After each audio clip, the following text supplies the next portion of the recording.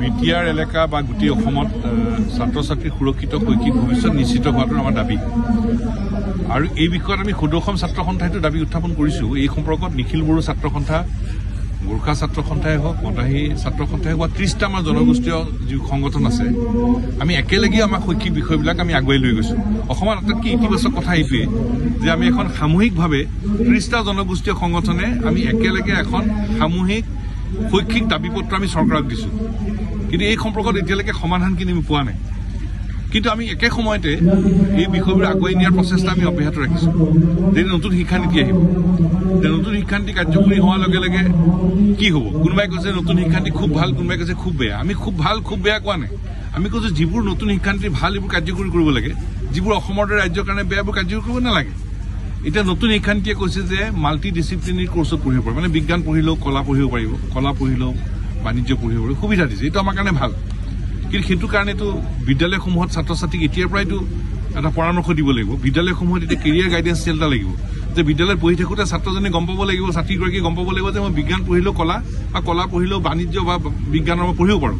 সেইটোতো বিদ্যালয়সমূহত এতিয়াৰ পৰাই পৰামৰ্শ দিব লাগিব। গতিকে বিদ্যালয়সমূহত কেৰিয়াৰ গাইডেন্স চেণ্টাৰ লাগিব। এতিয়া নতুন শিক্ষানীতিত কৈছে যে মহাবিদ্যালয়বিলাকে নিজে ৰাজহ সংগ্ৰহ কৰিব লাগে। কেনেকৈ সংগ্ৰহ কৰিব? ৰাজহ সংগ্ৰহ মানে ছাত্ৰ ছাত্ৰীৰ পৰা ফিজ দিব লাগিব। এইটো বেয়া, এইটো আঁতৰাব লাগে। আৰু আন্তঃগাঁথনি, মই কেইটামানহে উদাহৰণ দিছোঁ। নতুন শিক্ষানীতিখনত মতে আমাৰ যদি শিক্ষানুষ্ঠানৰ আন্তঃগাঁথনি যদি ঠিক কৰি নলয়, এই নীতি আমাৰ অসমত অসাৰ হৈ পৰিব। সেইকাৰণে চৰকাৰখনে এতিয়া এজনীয়া শিক্ষকে শিক্ষানুষ্ঠান চলাইছে। কেনেকৈ চলিব? আকৌ আমাক প্ৰয়োজনীয় শিক্ষক লাগে, আকৌ নতুন নতুন আমাৰ কোৰ্চ লাগে। এতিয়া দিল্লী ইউনিভাৰ্চিটিত আমি যদি কওঁ 84টা ডিপাৰ্টমেণ্ট, আমাৰ গুৱাহাটী ইউনিভাৰ্চিটি 43টা ডিপাৰ্টমেণ্ট, আধা নাই। আৰু বাকী বিশ্ববিদ্যালয়ৰ কথা নকওঁৱেই।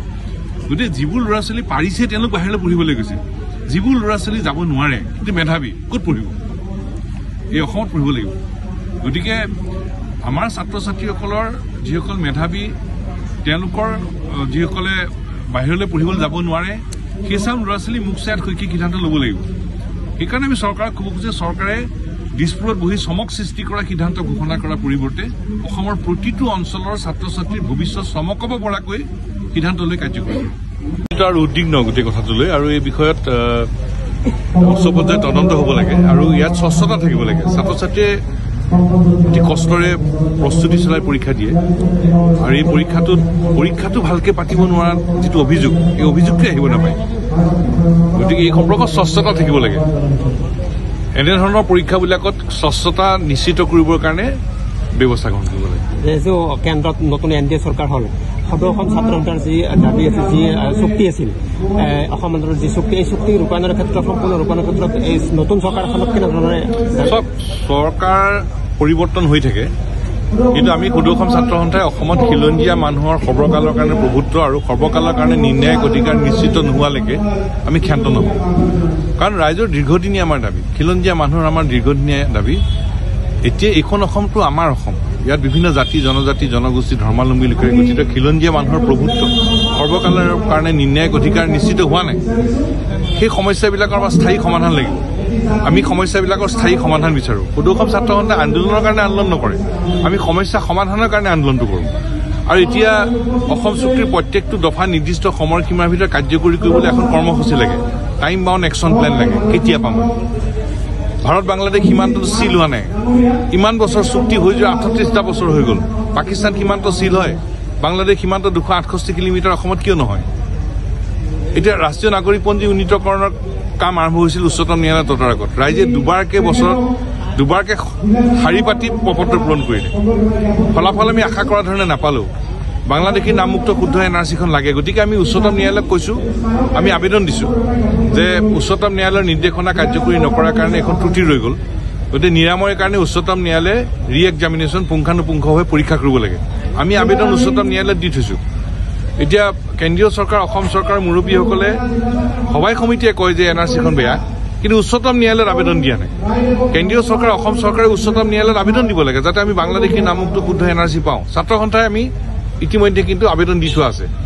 গতিকে কেন্দ্ৰীয় চৰকাৰ, অসম চৰকাৰে অতি সোনকালেই উচ্চতম ন্যায়ালয়ত বাংলাদেশী নামমুক্ত শুদ্ধ NRC পাবৰ বাবে আবেদন কৰিব লাগে। আকৌ অসম চুক্তিৰ 6 নম্বৰ দফা, সেই সময়ত কা বিৰোধী আন্দোলনৰ সময়ত এখন কমিটি বনাই দিলে। ন্যায়াধীশ বিপ্লৱ শৰ্মাৰ নেতৃত্বাধীন যিখন কমিটিয়ে সময়মতে প্ৰতিবেদন দিলে আৰু সেই সময়ত কৈছিল যে প্ৰতিবেদন পালে দাড়ি কমা সহ কাৰ্যকৰী কৰিম বুলি সেই সময়ৰ প্ৰধানমন্ত্ৰী গৃহমন্ত্ৰীয়ে কৈছিল। এতিয়াতো 2 বছৰ পাৰ হৈ গ'ল, এটাও কাৰ্যকৰী হোৱা নাই। এতিয়া সমষ্টি পুনৰ নিৰ্ধাৰণৰ বিষয়টো আমাৰ এটা পৰামৰ্শ আছিল, সেইটো কাৰ্যকৰী হৈছে, বাকীবোৰ পৰামৰ্শ। গতিকে এই অসম চুক্তিৰ 6 নম্বৰ দফা অনুসৰি কেন্দ্ৰীয় চৰকাৰে নিজেই গঠন কৰা বিপ্লৱ শৰ্মা ডাঙৰীয়া নেতৃত্বাধীন কমিটিৰ প্ৰতিবেদনৰ প্ৰতিটো পৰামৰ্শ কাৰ্যকৰী হ'ব লাগিব আৰু অসমত খিলঞ্জীয়া মানুহক এই ৰক্ষা কৱচ লাগিবই আৰু এইটো নোপোৱালৈকে আমি ক্ষান্ত নহওঁ। চুক্তিৰ 7 নম্বৰ দফাটো এটা আছে, আমি সকলোৱে 6 নম্বৰ কথা জানো। 7 নম্বৰ দফাত অৰ্থনৈতিক ৰক্ষা কৱচৰ কথা আছে, তাত বান খহনীয়া ৰাষ্ট্ৰীয় সমস্যা সমাধানৰ কথা আছে, আমাৰ খিলঞ্জীয়া মানুহৰ জীৱন ধাৰণৰ মানদণ্ড উন্নত কৰাৰ বিভিন্ন অৰ্থনৈতিক পদক্ষেপৰ কথা আছে, সকলো পৰামৰ্শ দিয়া আছে, ৰাষ্ট্ৰীয় শিক্ষানুষ্ঠান প্ৰতিষ্ঠানৰ কথা আছে। গতিকে এই গোটেইবোৰ কাম আমাক কিন্তু ফলাফল আমাক লাগিব আৰু ফলাফল নোপোৱালৈকে আমি ক্ষান্ত নহওঁ, বাতিল হ'ব লাগিব। কাৰণ আমি ইতিমধ্যে কাখনটো উত্তৰ পূৰ্বাঞ্চলৰ ইনাৰ লাইন পাৰ্মিট থকা ৰাজ্যবিলাকৰ পৰা ৰেহাই দিছে, 6 অনুসূচীৰ এলেকাবিলাকৰ কাৰণে ৰেহাই দিছে।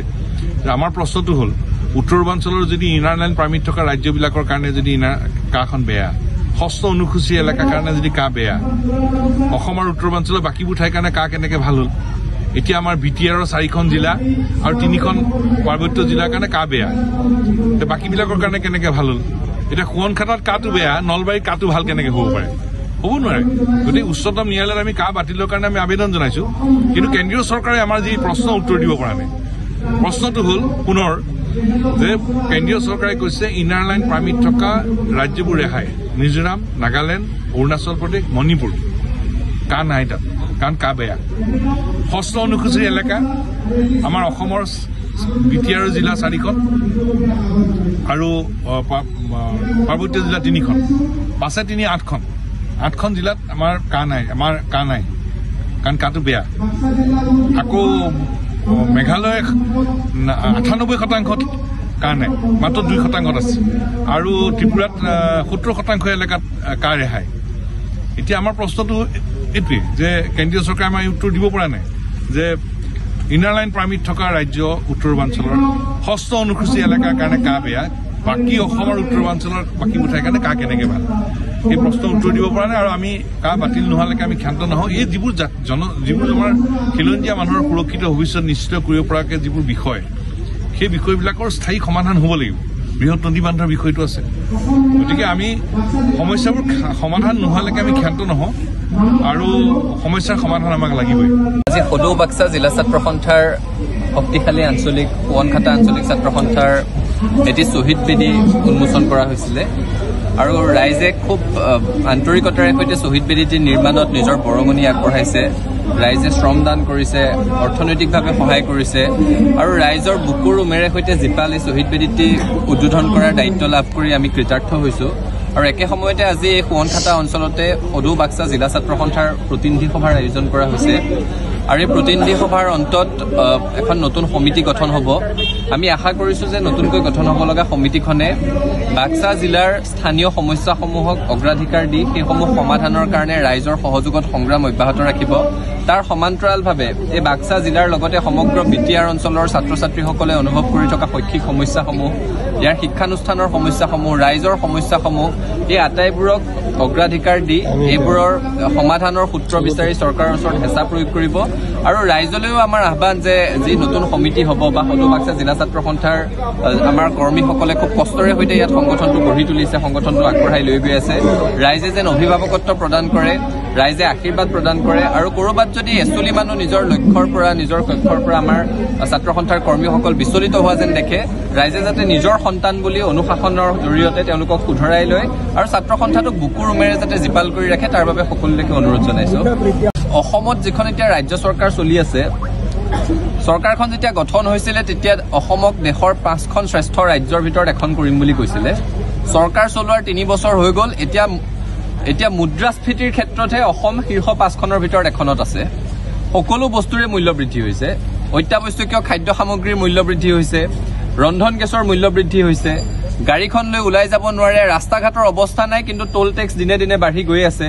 তাৰ সমান্তৰালভাৱে আপোনালোকে চৰকাৰী চিকিৎসালয়সমূহত যদি চাই, চিকিৎসাৰ পুতৌ লগা অৱস্থা, ব্যক্তিগত খণ্ডৰ চিকিৎসালয় এখনত যদি কিবা কাৰণত ৰোগীক সোমোৱাব লগা হয়, দুদিন ভেন্টিলেশ্যনত থাকিলে ঘৰৰ মাটি একঠা বন্ধকত দিবলগীয়া এটা পৰিৱেশৰ সৃষ্টি হয় ছাত্ৰ ছাত্ৰীসকলে এই মূল্য বৃদ্ধিৰ সময়ত পৰিয়ালসমূহে ছাত্ৰ ছাত্ৰীক উচ্চ শিক্ষাৰ কাৰণে আগবঢ়াই দিবৰ কাৰণে চিন্তা কৰিব লগা হৈছে কাৰণ পেটৰ ভাতমুঠিৰ যোগাৰ কৰিব নোৱাৰা এটা অৱস্থা হৈছে ল'ৰা ছোৱালীক কি পঢ়াব কি ভাল শিক্ষা দিব গতিকে এনেকুৱা প্ৰেক্ষাপটত আমি চৰকাৰক আহ্বান জনাব বিচাৰিছো যে মূল্য বৃদ্ধিৰ মাধমাৰৰ পৰা ৰাইজক সকাহ দিব লাগে সঁচা অৰ্থত অসমক শক্তিশালী অৰ্থনৈতিক ভেটি থকা এখন ৰাজ্য হিচাপে গঢ়ি তুলিবলৈ পৰিকল্পনা ল'ব লাগে কেৱল নিৰ্বাচনী বৈতৰণি পাৰ হ'বৰ কাৰণে কেৱল ভোট লাভ কৰিবৰ কাৰণে হিতাধিকাৰী সৃষ্টি কৰিবলৈ আঁচনি দি থাকিব নালাগে মানুহক কাম দিব পৰা নাই সংস্থাপন দিব পৰা নাই আৰু ডাঙৰ ডাঙৰ হোৰ্ডিং মাৰে যে ইমান লাখ পৰিয়ালক অমুক আঁচনিৰ অধীনত সোমোৱাই ললো এতিয়া যদি এখন ৰাজ্যৰ লাখ লাখ পৰিয়াল মাহে 1000 টকা 1200 টকা পাবলৈ চৰকাৰৰ মুখলৈ চাই থাকিবলগীয়া হয় তেতিয়াহ'লে সেইটো ৰাজ্যখনৰ অৰ্থনৈতিক উন্নয়ন হ'ব পাৰে নেকি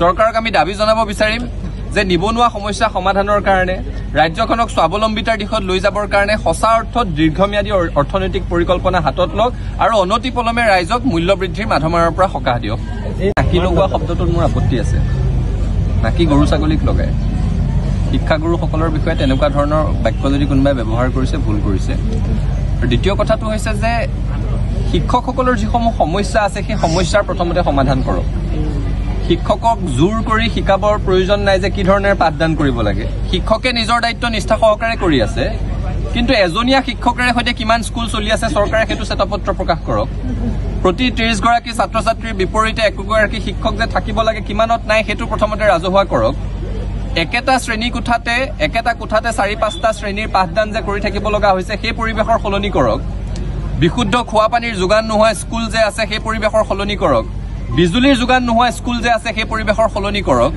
10,000তকৈ বেছি বিদ্যালয়ত যে এতিয়া ব্যাপক মেৰামতিৰ প্ৰয়োজন আছে সেইসমূহ মেৰামতি কেতিয়া হ'ব সেই কথাসমূহ ৰাজহুৱা কৰক শিক্ষাবৰ্ষ আৰম্ভ হোৱা 2 মাহৰ পিছতো যে ছাত্ৰ ছাত্ৰীয়ে পাঠ্যপুথি নাপায় কিহৰ কাৰণে নাপায় চৰকাৰে তাৰ উত্তৰ দিয়ক অভ্যাসন বহি নোপোৱাকৈ যে এতিয়া তেওঁলোকে মান নিৰূপক পৰীক্ষাত অৱতীৰ্ণ হ'বলগীয়া পৰিৱেশ এটাৰ সৃষ্টি হৈছে তাৰ উত্তৰ কি সেইবোৰ চৰকাৰে দিয়ক যিকোনো সমস্যা সমাধানৰ কাৰণে কোনো ৰাস্তা হাতত নলয় কিবা কথা ক'লে খালি শিক্ষা সেইটো এপ শিক্ষকক শিকোৱাৰ প্ৰয়োজন নাই তেওঁলোকৰ দায়বদ্ধতা কি চৰকাৰৰ শিক্ষা বিভাগটোৱে নিজৰ দায়বদ্ধতা প্ৰথমতে বুজি লওক তেতিয়াহে ৰাজ্যখনৰ শৈক্ষিক মানদণ্ড উন্নতি হ'ব আমাৰ যিগৰাকী প্ৰধানমন্ত্ৰী আছে তেওঁ পৰীক্ষা পে চৰ্চা বুলি অনুষ্ঠানৰ আয়োজন কৰে কিন্তু নিটৰ কেলেংকাৰী হ'লে তেওঁ মৌন হৈ থাকে কেলেংকাৰীত যিবোৰ মানুহৰ নাম সাঙুৰ খাইছে আপোনালোক সকলোৱে দেখিছে ছাত্ৰ সন্থাৰ স্পষ্ট দাবী যে গোটেই বিষয়টোৰ সুবিচাৰ হ'ব লাগে আৰু যিসকলে এই জঘন্য অপৰাধত লিপ্ত হৈ আছে যিটো কেলেংকাৰীৰ অভিযোগ উঠিছে ছাত্ৰ ছাত্ৰীৰ মূৰ খোৱাৰ এটা ব্যৱস্থা হৈছে গতিকে এই কেলেংকাৰীত জড়িতসকলক কঠোৰৰ পৰা কঠোৰতম শাস্তি দিব লাগে যাতে ভৱিষ্যতে